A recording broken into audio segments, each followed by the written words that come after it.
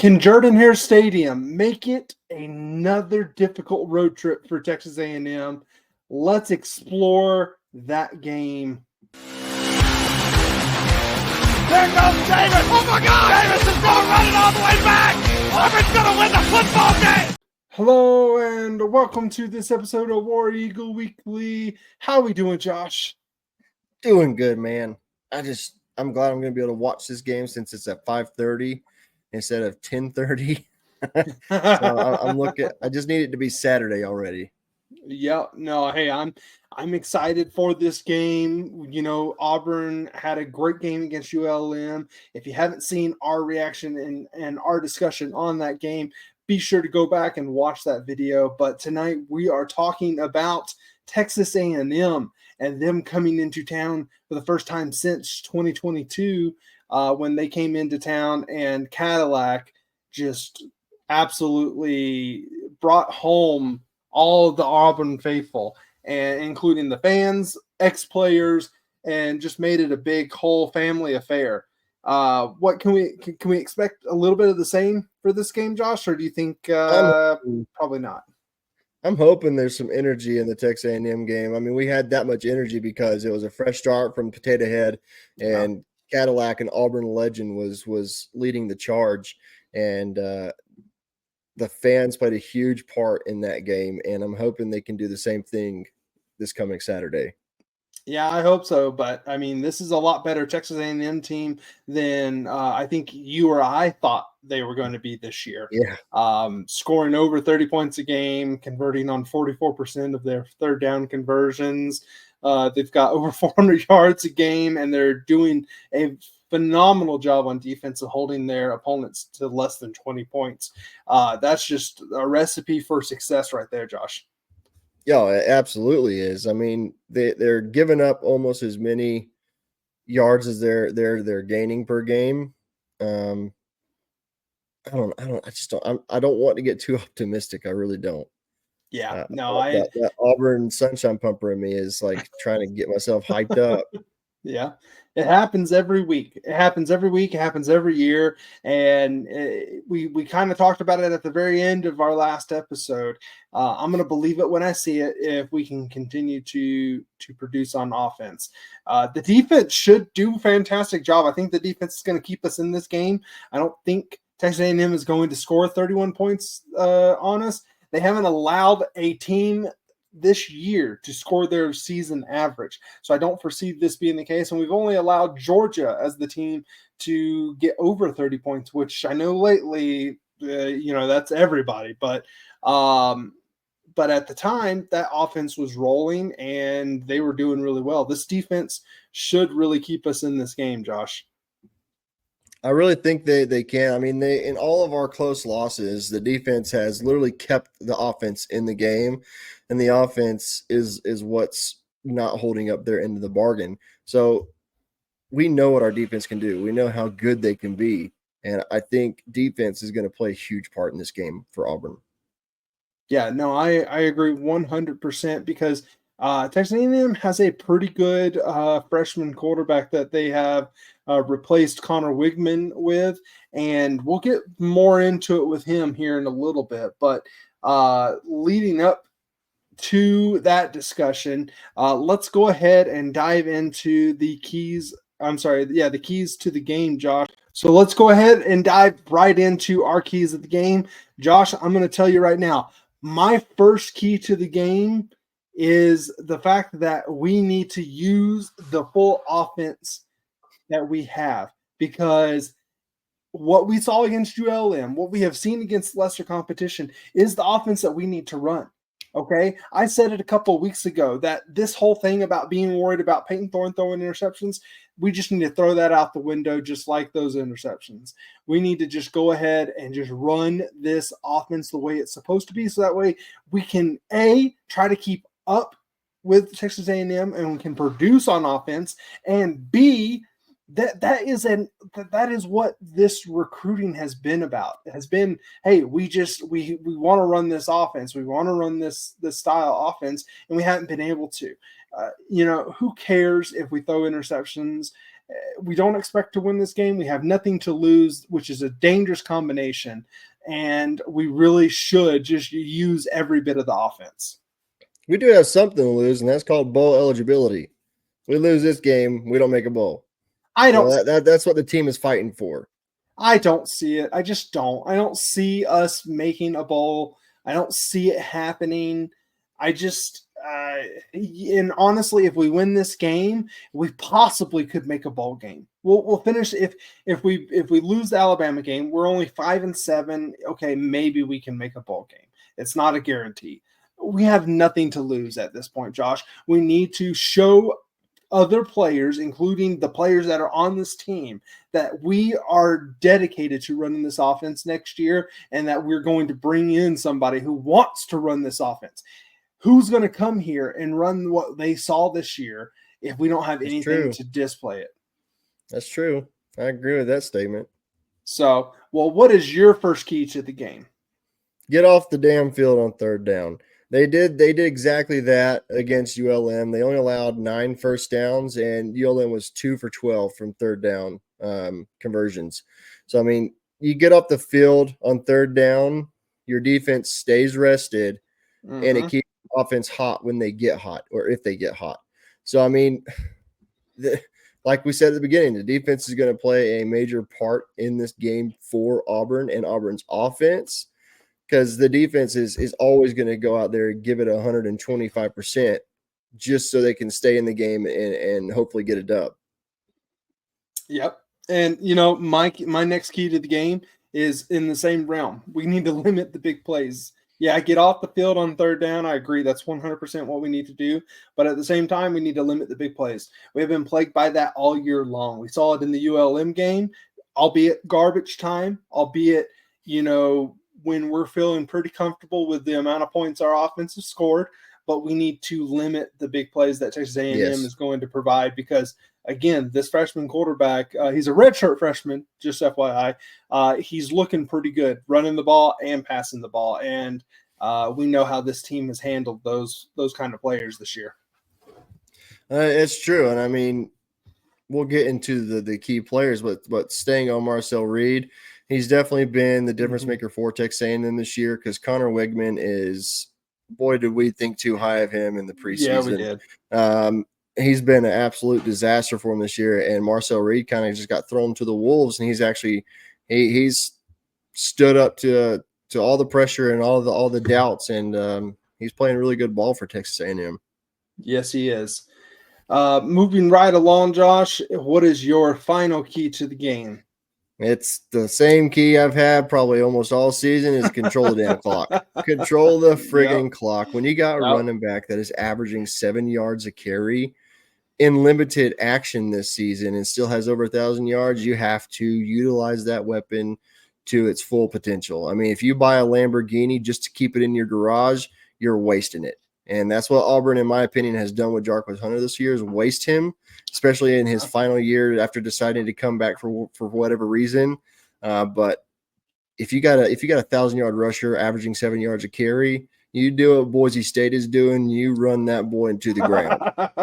I'm all for it. I'm all for it. And the thing is I sat here and my first key to the game was to use the full offense, which means passing the ball instead of running it. But it means bringing back the RPO, Cameron. Yeah, no, I agree. But well, okay, so maybe I'm not a fan of the RPO because I don't trust Peyton Thorne to know when to hand it off. But at the same time, I think you can control the clock with the full offense. Complete short passes, complete passes. An efficient offense can control the clock, and that's what we need to do. So I agree with you. You definitely can do that while passing. I mean, it's kind of not Auburn related, but Bo Nix this season has been doing that NFL. If he doesn't find anything downfield, he's checking it down to his running back, getting 5 to 7 yards of completion. So I mean, if that's what it takes, if we have to take a page out of old school Alabama Nick Saban playbooks before the RPO even existed, then we should do that. Because Alabama, Nick Saban made a living off of the dump off passes. Same with Bill Belichick. It's a proven method. It wins games. It gets yards, and you keep the ball moving and control the clock. So if you can do that, if that means utilizing the full offense to control the clock, then so be it. but we definitely got to become more than one dimensional. Hey, if you can complete 4 yards a pass, that means you're just going to have first downs left and right. Yeah. And so I'm all for it. Carson Beck has made a living on it this year up until he started throwing interceptions. Tom Brady made a career on it. Everybody likes to think Tom Brady was this great downfield passer, which he had his moments. He did. was. But he spent a majority of his life throwing the ball 4 or 5 yards downfield and letting his playmakers make plays. Well, guess what, Josh? This offense has plenty of playmakers, including Jarquez Hunter out of the backfield, that can make plays. We've seen it all year long. We just got to get them the ball. Oh, absolutely, 110%. There's no disagreeing with that at all. Yep. Well, moving right along, let's jump into our impact players of the game.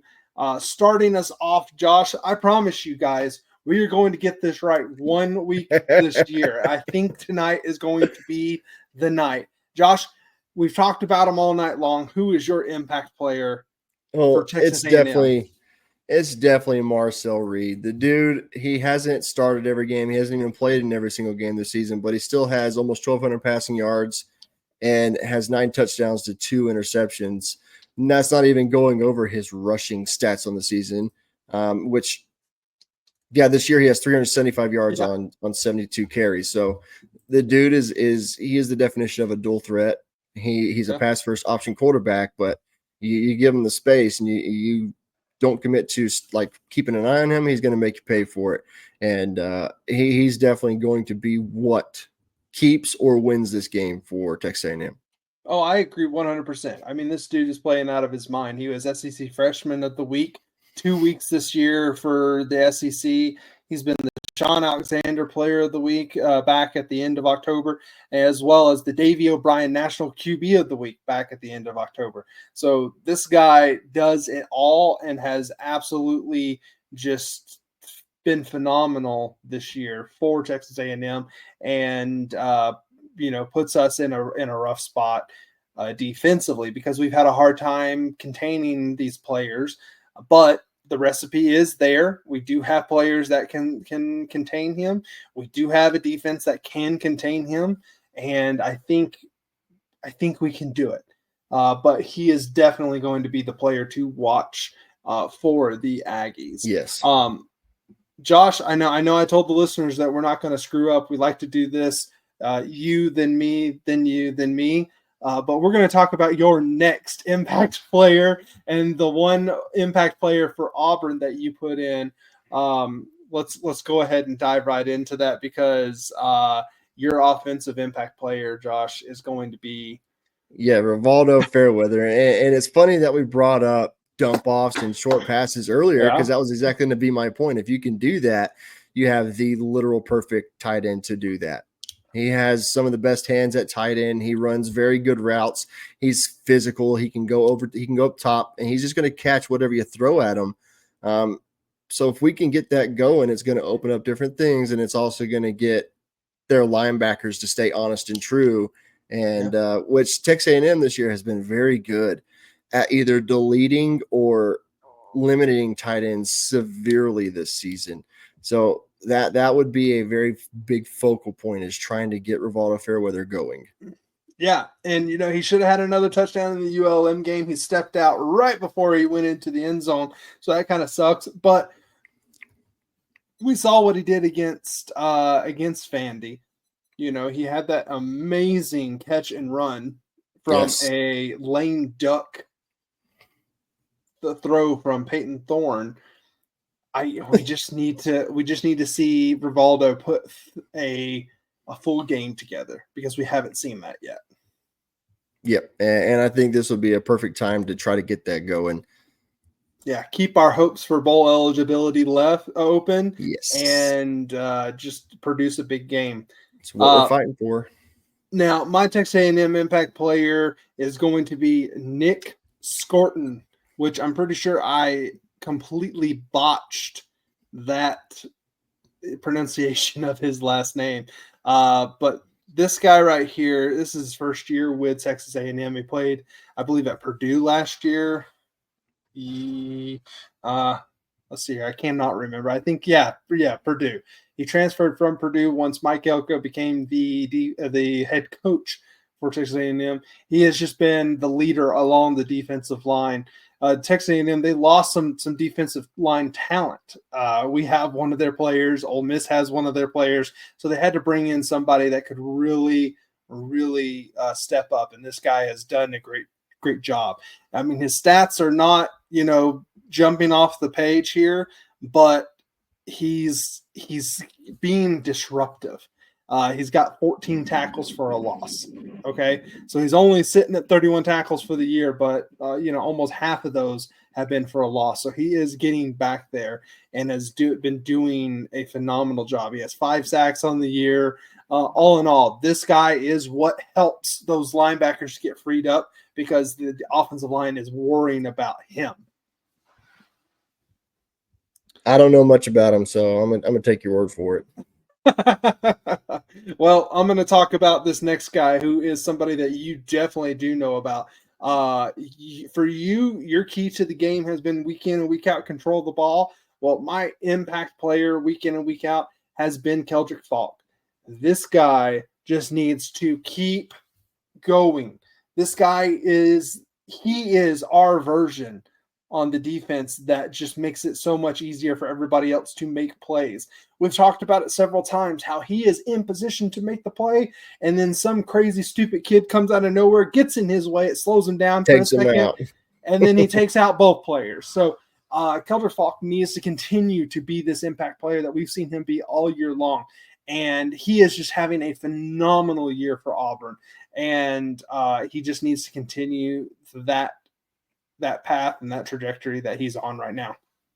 Absolutely. He's definitely probably our most important player on the defensive side of the ball. He is the defense's leader. He's the veteran, even though he's one of the younger guys on the defensive line. He acts as a veteran and plays like a veteran.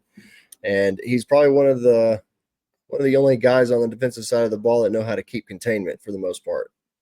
Right. So if you can get him hot, hopefully it encourages other players to get hot and make an impact as well.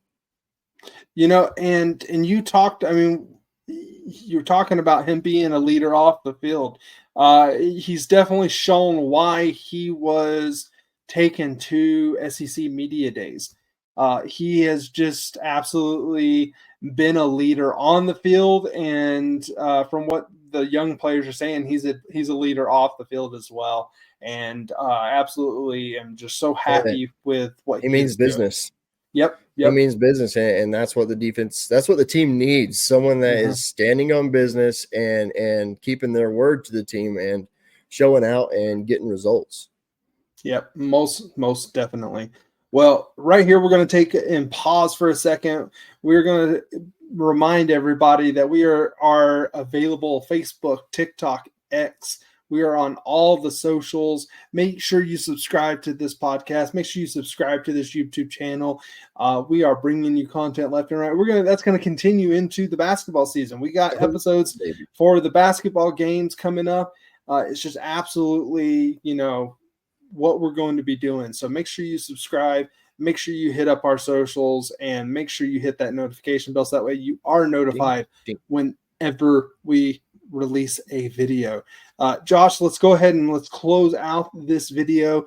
Our preseason prediction for this game. Do you remember what your prediction here was for this game?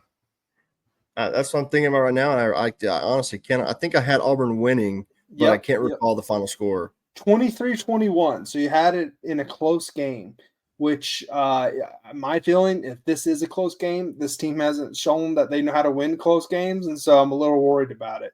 But I feel like it's going to be a close game. I, too, had Auburn winning 27-21. So, again, a close game. I don't see that happening this time. Josh, what is your final prediction here? I'm probably going to say 24-17 Texas A&M.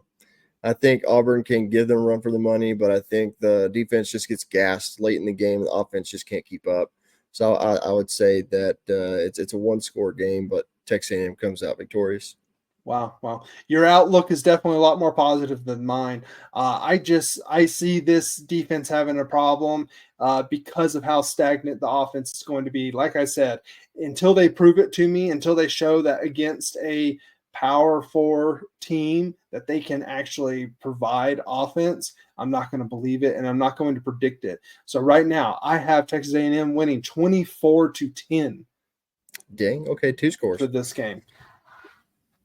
So I mean, So it's a little closer than I was expecting you to come out. I thought you're going to be straight doom and gloom and just say a blowout win for Texas A&M. But if we can score 10 that's a points, I'd be happy. 14. That's a 14-point game. In my eyes, that's a little bit of a blowout. No, Perception-wise, I think it's a little bit of a it'd be blowout. But 21 more points to be a well, hey, blowout. this fan base wants a win. This fan base is starving for a win. I want to remind Texas A&M fans and Texas A&M players that when you come into Jordan-Hare Stadium, you're going to have to deal with a ruckus crowd, and Ain't gonna be easy. I hope that we can actually live up to that hype and to that persona that Jordan Stadium actually gives. And with all of that, Josh, we're still hopeful that Auburn's going to win. We Always. predicted that they're not, but we want come game time, we're going to be like, we got a chance. We can do this. And Every time. it's the hope that kills you. But maybe we'll get lucky. Maybe you and I are going to be wrong, which I'm all for when we're predicting I'm okay Auburn with to being wrong on lose. that. Yeah, for sure. Yep. If Yep. if I'm wrong about that, let me be wrong about it every week.